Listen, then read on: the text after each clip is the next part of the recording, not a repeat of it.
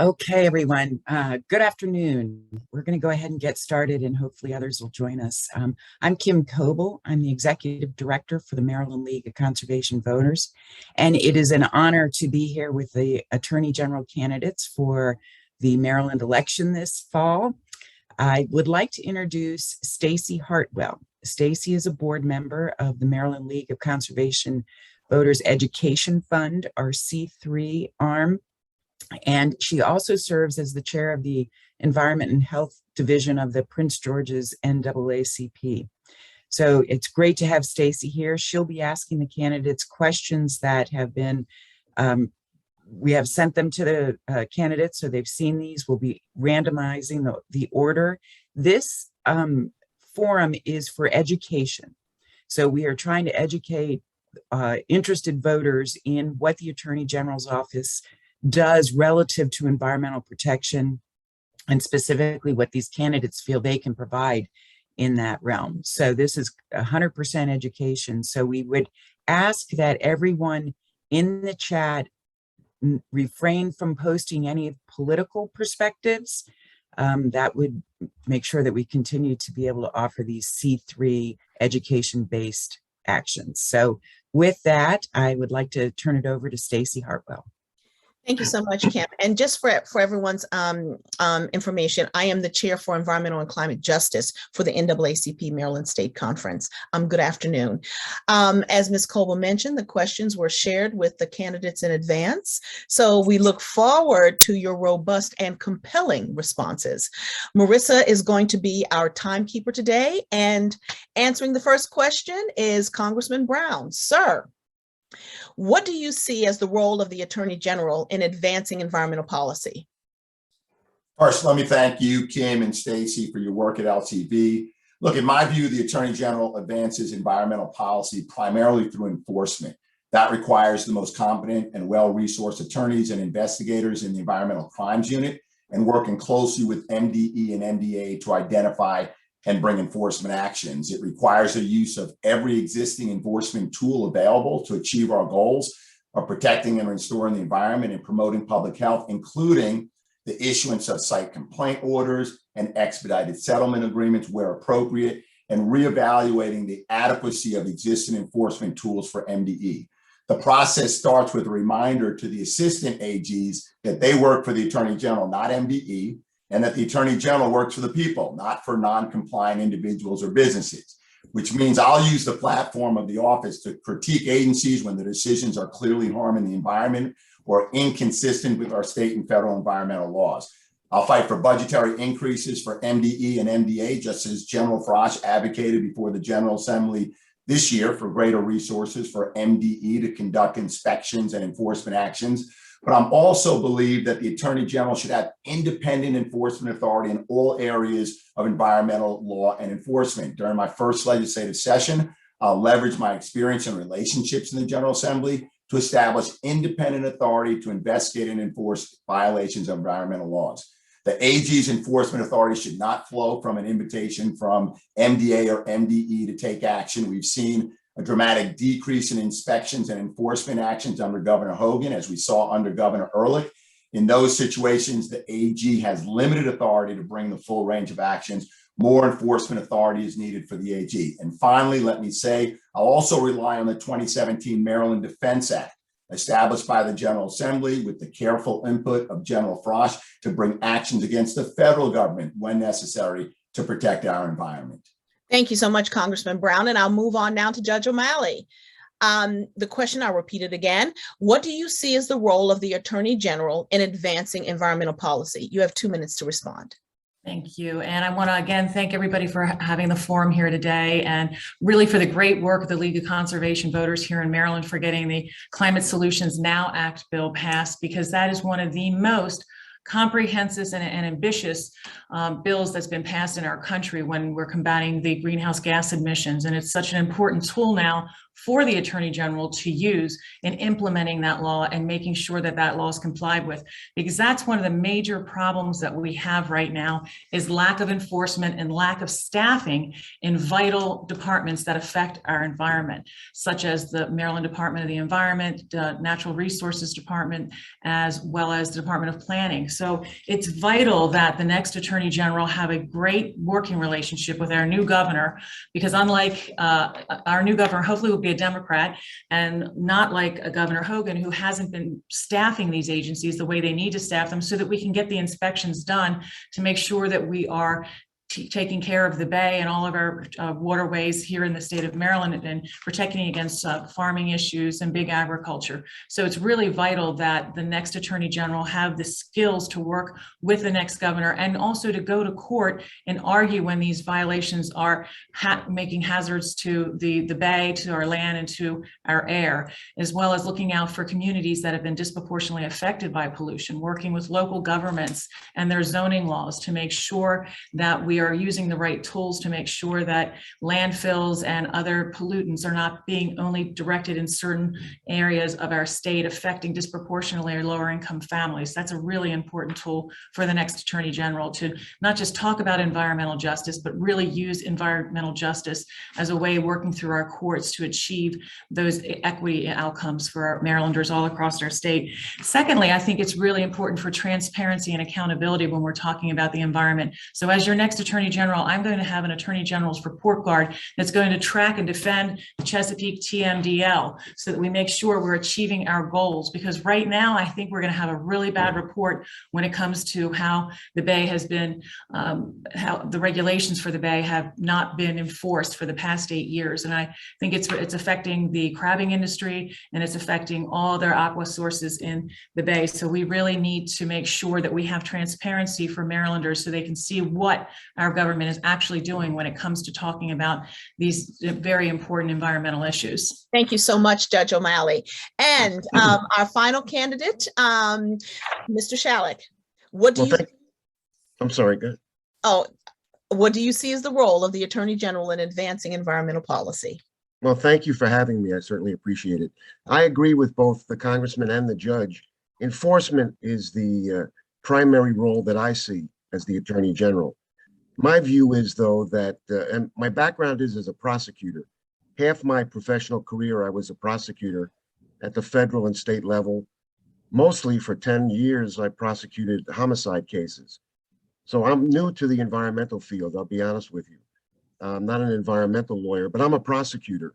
And my view is that in enforcement, we have to change our priority from civil enforcement, because to me, that doesn't deter anybody. I was with the Justice Department Antitrust Division, consent orders, fines. No, that doesn't deter people. Going to jail defers people. So on occasion where it's appropriate, I would side on criminal prosecutions as a way to send out the message that this is no good. You can't pollute and dump and ruin the environment. So my priority would be to shift the focus of the Attorney General to criminal prosecutions of major offenders. That will deter others. You know, fines and consent orders, no, that's an hour out of their day. But if someone goes to jail or a threat of jail, their conduct will stop. And that's my priority, and that's my view and philosophy of this. Thank you. Thank you so much. For the interest of being able to manage our time, if I see you're approaching the end of your 2 minutes, I'm going to raise this nice little card so that you know you have like 5 seconds to wrap it up. Okay, so let's move on to question number 2. I'm sorry I don't have anything more fancy. This is the closest thing I had to me. Question number 2, Candidate O'Malley, what are your environmental and climate priorities, and what are your strategies for implementation? The priorities are going to be quite simply protecting Marylanders against contamination of our air, our water, and our land from toxic chemicals and from agribusiness pollution. These are very big, ambitious goals, but we have to do it. And we have to do it by making and working with the laws that we have here in the state of Maryland and enforcing them. Just as I stated earlier, for the past 8 years under Governor Hogan, he has not been a big proponent for the environment. And what we have seen is a lack of staffing and a lack of priority when it comes to his administration on keeping our land and our air and our water clean. And so my priority would be, again, to enforce the good laws that we already have on the book and go back to the Chesapeake Clean Water Blueprint and start making real efforts to decrease the amount of pollution that we've set goals for. I mean, we really need to do the abatement to reach the Chesapeake TMDL by 2025 in a hard and aggressive way. And it's something that I'm hoping, again, we have a strong Democratic governor that I can work with, because it would be, very easy then to get some of these goals and priorities passed. Like I said, we've had some great laws that are on the books, but the enforcement has been a big issue. I would do sort of the same type of work that Attorney General Frosch has done in a continuum. He's gone after big companies, big ag like Monsanto for the forever chemicals. And then the legislature just passed a ban on PFAS this year. So I think making sure that these laws are all being enforced in a strategic way so as we can deter pollutants. It's one thing when you're going after a big company to give them a fine, but if it's not a big enough fine, it's basically like kicking a gorilla in the knee. And we really need to make these fines detrimental so that the pollution stops all over our state, protecting our bay as well as Deep Creek from invasive species, working with the legislature to protect us from harmful pesticides and protect our pollinators, our bees. These are all things that we need to be proactive on doing and advocating for so that we have a cleaner state. Thank you so much. Candidate Shalleck, what are your environmental and climate priorities, and what are your strategies for implementation? I like kicking the knee of the gorilla. That's good. No, I agree with the judge. But the fines and the civil penalties, no good. That doesn't defer someone like Monsanto or these giant companies. No, you got to send the executives to jail if appropriate, and that will deter them. One of the policies I want to institute is having my eyes and ears around the state. I was an assistant attorney general in New York State before I moved here 30 years ago, and we had satellite offices around the state. I would have them in Hagerstown, Cecil County, Wycomico, all around the state. Maybe once a month, have an assistant attorney general at a satellite office and have people come in. They're not going to schlep to Baltimore if there's a dirty stream in Cecil County. So I want to have eyes and ears around the state. Someone's going to walk in Washington County in Hagerstown and say, hey, you know that candy store on the corner? There's a stream behind it that's red, okay? We're not going to know about that sitting in Baltimore. So I want to have eyes and ears around the state, scientists in the office, because I need help. All I know is that when I was a kid, I used to love playing in the Catskills and the Poconos with the mountains and the streams. So I'm a novice to this, but I know if you hurt the health of our citizens, we're going to come after you. And that my philosophy is we got to be tough, got to deter, and that'll clean up the state faster than anything. Trust me. Thank you. Thank you. Thank you for your thoughtful reply. Candidate Brown. Thank you. My top priorities are in 3 areas. One, addressing the existential threat of climate change. I firmly believe that climate change is one of the greatest threats to our national security and public health, and we need to invest in renewable energy. We got to cut greenhouse gas emissions and build 21st century infrastructure that prioritizes green public transportation. 2, pursuing environmental justice for all Marylanders. We need to focus on repairing the harms done by environmental hazards such as air pollution, lead exposure, improper waste disposal that impact tens of thousands of Marylanders every year and most often impact minority communities and increase health disparities. And the third category is securing and protecting clean air and water, particularly the Chesapeake Bay. So that includes restoring transparency in Maryland's watershed implementation plan by amending the 1998 Water Quality Improvement Act to restore access to specific farm pollution records that universities, research institutions, and the public need. Without access, implementing and enforcing best conservation practices becomes nearly impossible. As Attorney General, I'll work to ensure that national corporations assume a fair share of responsibility and liability for pollution. and it's not left solely to our contract poultry growers. The strategy that I support is the one that was introduced in 2016 by then Delegate Lamb, his Poultry Litter Management Act. It gives poultry integrators options for disposing excess chicken manure. It demands stringent record keeping as well as making those records publicly available. And it requires a shared responsibility for the implementation of the current nutrient management plan. And finally, the Chesapeake Bay Restoration Blueprint. It sets pollution limits for all states. For the blueprint to work, we need strong partnerships between federal, state, and local governments and citizens. And we need an AG who will aggressively enforce existing laws and introduce strengthening legislation and regulations if necessary so that we do meet our TMDL responsibilities. Wow, thank you for that answer. We're going to move on to question 3, and I'm going to start off with Mr. Shalleck. What do you see as the challenges and opportunities for Maryland's environment and climate? And what do you see as the strategies to overcome or take advantage of them? You're on mute, sir. Thank you. Yeah, I'm probably sounding like a broken record, but with all these problems with the environment and all these laws and all these things that we're discussing today, it doesn't seem that the bad guys and bad gals are being deterred.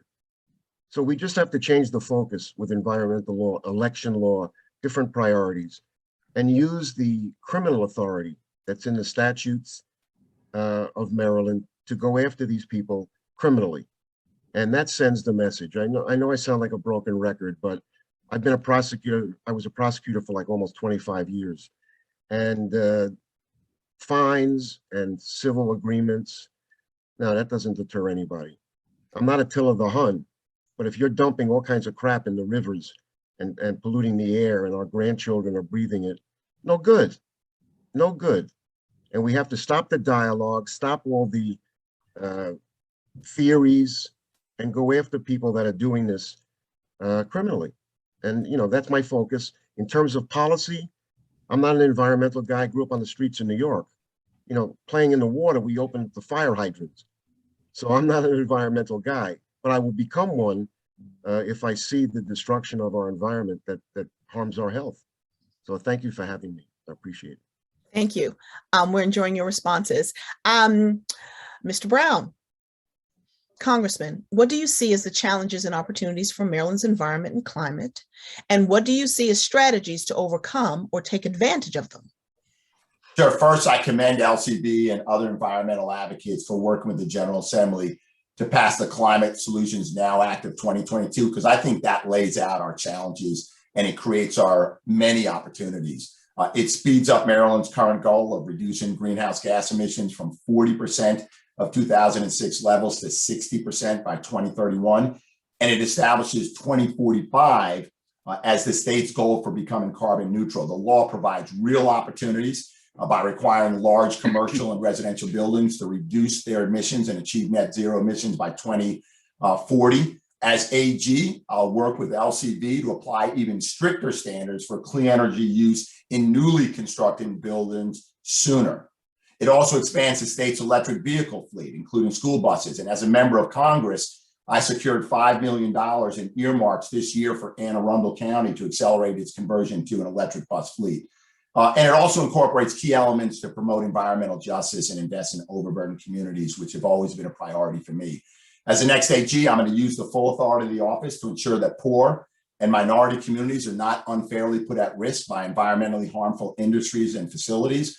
By law, the AG reviews all agency regulations prior to promulgation. So as part of that process, I'll take steps to ensure that environmental justice is appropriately analyzed and addressed in MDE, MDA, and MDOT rules with potential environmental justice concerns. I'll also promote greater access to the rulemaking process for poor and minority communities, and I'll encourage the use of supplemental environment projects as a condition of setting or settling enforcement actions where an environmentally beneficial project is delivered to a disadvantaged community. As the next AG, I'll support requiring applicants applying for environmental discharge permits to conduct and submit an environmental justice review and support the rejection of a permit based on that review. New Jersey already has that law. It's a great model. Maryland should follow suit. Thank you. Thank you, sir. And Judge O'Malley, what do you see as the challenges and opportunities for Maryland's environment and climate? And what do you see as strategies to overcome or take advantage of them? Thanks, Staci.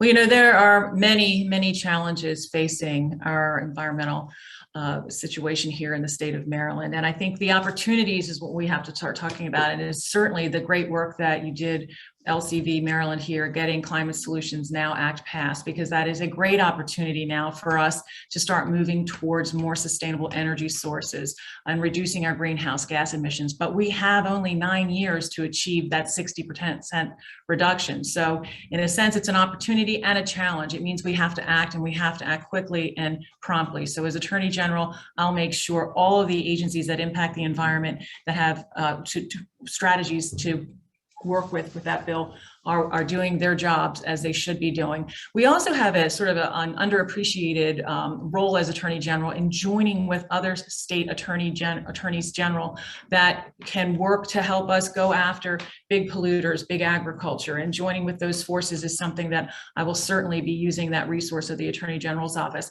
I also supported a bill that Delegate Ruth and Delegate Terrassa had presented, and that would allow the Attorney General the tool to sue fossil fuel companies that are causing harm to the climate or causing climate change, and have used deceptive practices in giving the right information to communities like ours here in Maryland with the cause of climate change. I think that would be a great tool, and Delaware uses that tool already, because the Delaware AG just sued 31 fossil fuel companies with a bill like that, with a law like that. So I would urge our legislature to revisit that next year when I'm Attorney General, so that we can have that as a tool. One of the big challenges that we face now is the expected extinction of species, and it's all going to be caused by human activity, which is the first time in history that an extinction of species will be caused by human conduct. It's habitat loss, invasive species, pollution, overpopulation, and overharvesting. And with this challenge that we see now, we have to work with all the state agencies to combat this, because we're seeing for the first time Maryland fisheries, Maryland fish species extinct or facing extinction. Thank you so much. And the final question of the day, Mr. Shalleck. What is your commitment to communication with the environmental community during your tenure as Attorney General? Well, I would have an open door to anybody. The Attorney General is not the king or queen. And I would have a very aggressive press office answering any questions. And we have an open door policy. There's no secret. I mean, the Attorney General works for the people. But I like my idea that I want to reach out with satellite offices around the state. Sitting in Baltimore, that doesn't do it for me. I want people around the state talking to the people that are not coming to Baltimore, eyes and ears all over the state. That's how we'll communicate with the public. We'll publicize these once-a-month meetings or more if we can afford it, and have people come in, talk to an assistant attorney general, and then we're going to get the real input and information we need around the state. Traveling as a candidate, and I know the judge and the congressman can agree, it's small on a map, but it's a big place. And you got Cecil County, you got the Eastern Shore, Southern Maryland, Western Maryland. And we don't know really what's going on in the streams and the air around the state. So that's a priority of mine. And I want to hire, because I'm new at this, I need scientists, I need people that help me. And I'll hire the right people to help me. But eyes and ears around the state, step one. 2, scientists, lawyers that know environmental law, and then the philosophy I have of criminal prosecution. That's my little package in this field. Thank you. Thank you. Judge O'Malley, the last question of the day for you. What is your commitment to communication with the environmental community during your tenure as Attorney General? Thanks, Staci, and thank everyone again for having us on here this afternoon. Environmental justice, environmental protection, and environmental restoration need collaboration with all all individuals and activists in the environmental community, not just with lawmakers, but we need to be working and have our boots on the ground when it comes to facing these difficult issues. And I'm committed to doing the type of work that Doug Gansler and Attorney General Frost did when it comes to making sure that we continue with the Environmental Council and have the Attorney General as the lead of that council to have these communications on a quarterly basis, but also having on-site visits to locations that are problems, whether it be in Baltimore City or on the Eastern Shore or in Western Maryland, so that the activists, the state actors, the agencies, and legislators, as well as myself, can see the effects of what's happening to our environment as a result of pollution, whether it's from agriculture, whether it's from smokestacks, or whether it's from individuals who are polluting the environment. I think you really need to be active and have sort of boots on the ground when it's looking at these issues, so that you can face them in a real way and advocate for the best laws that we can possibly produce to make sure that we continue to protect our environment. I grew up in this state, so I've lived in Maryland all my life, and I vacationed on the Chesapeake Bay and had the great honor of living in Annapolis, which is a wonderful place for anyone to be on the bay, as paddle boarding and having my kids swim in the bay. And so it's really personal to me that we continue to have this great treasure, our natural resources, all of them, and conserving them, just like President Biden wants to do with the America the Beautiful plan, conserving our lands and our air and our water for the next generations to come. I'm very passionate about. This is my state, and I want it to remain not just beautiful for me, but beautiful for future generations. So thank you again for having me talk with you all this afternoon.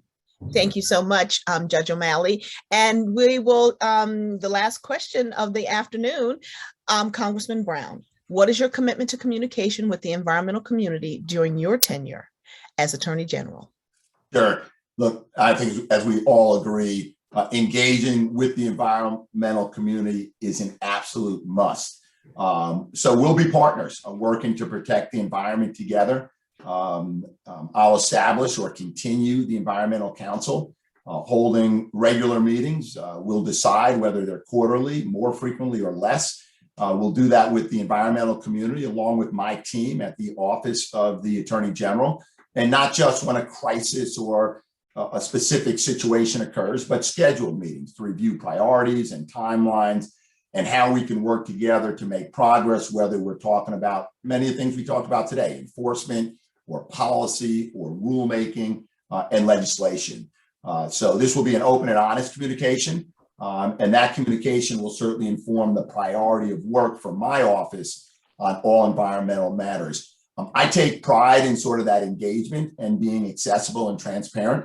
I think it's an absolute, as I mentioned earlier. It certainly is for my congressional office today, and it will be for the Office of the Attorney General. Last summer, my congressional office, was one of 2 congressional officers among the 435 that received the Democracy Award for Transparency and Accountability from the Congressional Management Institute.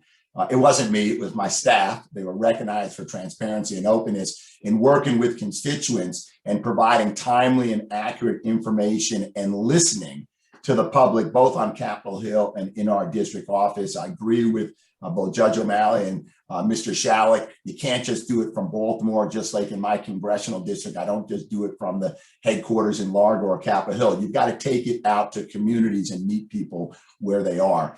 And I'll just conclude by saying that I've been honored to work alongside Maryland LCV for many years, and I'm ready to continue that work as your next Attorney General. From my years in the General Assembly to my time as Lieutenant Governor to Congress, I've worked side by side with environmental advocates. I'm proud to have a 94% lifetime score on the National LCV Environmental Scorecard, with a 96% for 2021. I know we still have a lot of work to do, but I'm proud of what we've been able to do and accomplish together. Thank you.